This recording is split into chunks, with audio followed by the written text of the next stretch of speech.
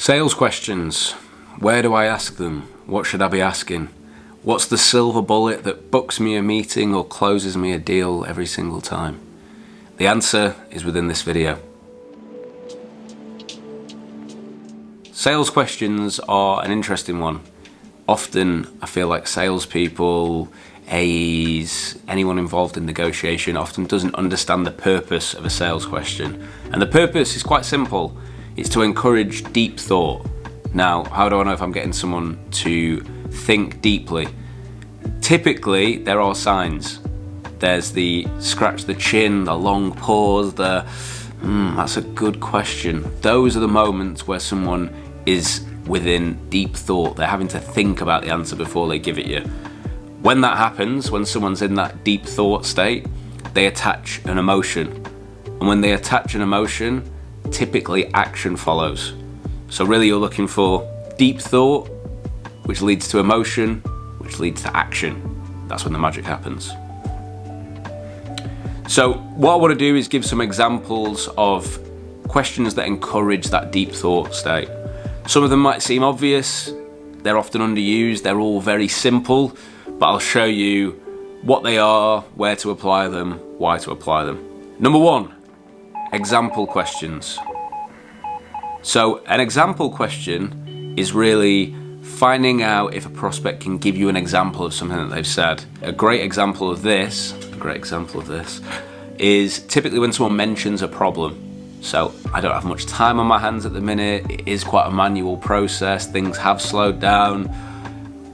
Look, I don't suppose you'd give me an example of that, could you? Just so I understand things, you don't have an example of that, do you? You couldn't give me a recent example. You couldn't give me the most common example of that. And again, going back to what I said at the start, this really encourages that deep thought. Having a problem, a peripheral problem, that's expensive. Life is expensive at the minute is one thing. When I have to think about an example of something that I find expensive, I suddenly put the onus into my world. I'm suddenly thinking more about my world, the impacts it has on me, rather than it just being this peripheral, big picture problem that probably most people experience. I'm suddenly have to apply it to my own life. And again, when I apply it to my own life, I have to think about it deeper. That's when I start adding the emotion and then start moving into the action. Number two, another simple one. What do you mean? Now, salespeople, I've noticed from training our own team, when we've gone out and trained other people's teams, have a really interesting habit. And that is a habit of assuming they know what the prospect means and answering questions, rabbiting on, pitching products before they really understand the question they've been asked and why they've been asked it. And the best way to find that out is very simple. What do you mean? Now, you have to make peace with yourself when you ask this. You have to be comfortable with the idea of potentially being the idiot in the room. It's something I'm very, very comfortable with. I'm an idiot. It's something that we should all be comfortable with because we're all idiots about some things, right? So a good example of that is someone might give you a symptom of a problem. Yeah, I think we had this issue probably about 6 months ago. We did start looking at it, but yeah, things just probably slowed down. Okay, when you say you think 6 months ago, what do you mean by that? It encourages someone to go deeper down the rabbit hole. And the I thinks, the maybes, the might do's, all that kind of wishy-washy language that isn't really clear and bulletproof and dead on, those are the clear indicators of a what do you mean type question being needed. And really the best example is very similar to mirroring, if you're familiar with the mirroring approach. It's just simply saying, when you say X, what do you mean? When you say X, what do you mean exactly? And when we get that, then that tends to make someone go deeper. They again get into that deep thought state. They go down the rabbit hole a bit. They probably explain things that are even outside of what they talked about, and we just get the prospect talking even more. So what do you mean as an approach, rather than adding new things to the conversation? So a good way of applying this, it's always useful to, when you're adding new questions and adding new skills to your process, is to remove something.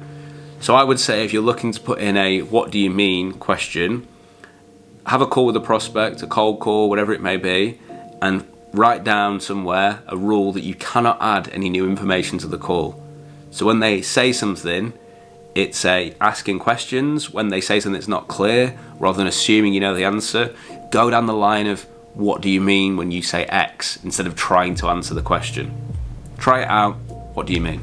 Number 3, how do you know it's really a problem? So when we're looking to go down the rabbit hole around a problem, we're looking for as much real world example as possible. So as many real world examples as possible is really going to enforce this problem existing in someone's world. Now, a tactic to employ, or a framework to employ, or a state of mind to employ, this might sound strange, is we're trying to get the prospect to admit they have a problem, and then through a series of questions, almost looking to deny that problem exists. The more that we do that, and we should do that quite nurturingly, the more the prospect will defend the stance if it is a real problem, or the more they'll agree with you, in which case you know it's not really a problem and you know you can't really help. And a good example of that is going down the line of, how do you know that's really a problem? Okay, so they say, I've got X problem. I don't have enough hours in the day. I have too many manual processes. My life's too disorganized. The workplace is too disorganized. I can't hire good people. Look, this is going to sound like a really obvious question to ask. Do you mind if I ask? You're probably going to think I'm being stupid. And they'll say, no, go on, ask. How do you know that's a problem? What are the signs that that's actually a problem? And again, that's such a simple question that encourages someone to start rambling on, start thinking, well, I suppose because we can't find enough skilled talent to work for us, it gets us behind on projects, and then we start adding more and more problems.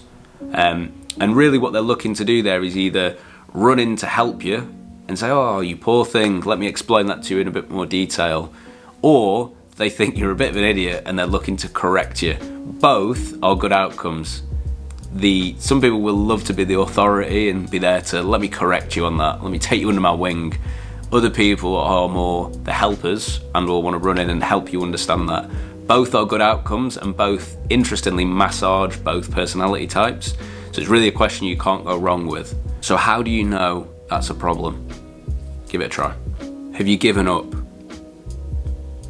So the have you given up style of questioning is a great one to test motivation. So it's great that someone's acknowledged there's a problem, and you hear a lot of salespeople, particularly when they've got a product that they demo, like a tech platform or something, they hear a problem and they say, great, let me get you booked in for a demo.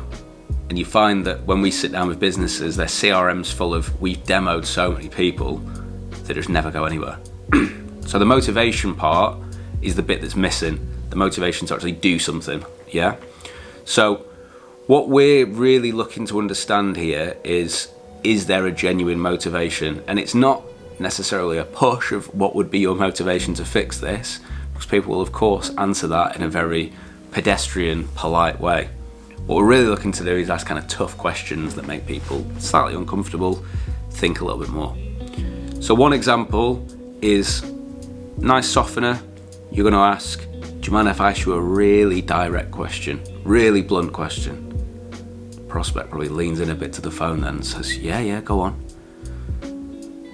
Have you given up? They're going to run in to defend all the reasons why they haven't given up and tell you that they're different, now's the time. Whatever it is, they're going to tell you about the motivation without explicitly being asked, what is your motivation? And potentially do it quite emotionally. The other one, the softer version, is what would happen if you just kept things the way they are? You know, people don't always like to change. Change can be quite disruptive. Other examples are when you're aware that there's going to be complex stakeholder decisions. Even if you're talking to the CEO, he's got other people to talk to in the business. Look, there's something that I'm always conscious of when that's the way a business is set up. You're going to have to go away and talk to other parts of your business, and they're going to say, we've done this before, it didn't work. Is it not just easier to just keep things as they are and not rock the boat?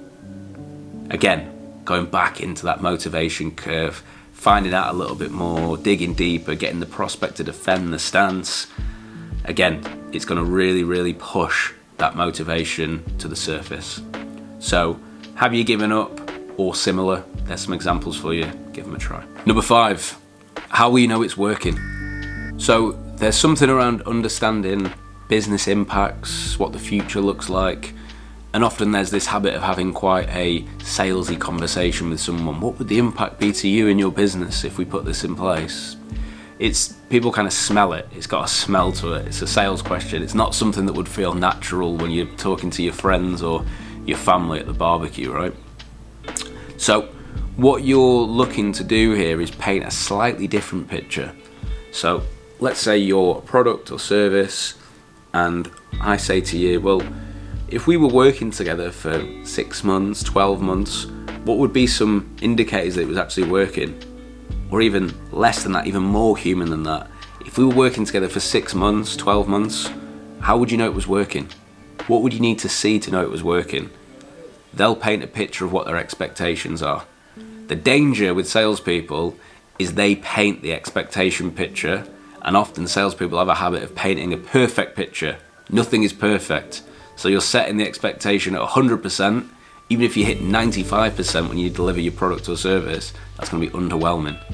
The best thing to do is get your prospect to have the expectation and deliver the expectation by asking a question like that. So there you go. 5 questions, 5 ways of using them, 5 reasons why you should be using them. Perhaps some of them are very simple and you were already using them, so maybe it's not helped you, it's been a waste of your time. I apologise if that's you. But for those of you who found that useful, like, share, subscribe, let me know what you think in the comments, and let me know where you've used them. Give me your trench tales, and yeah, stay tuned in.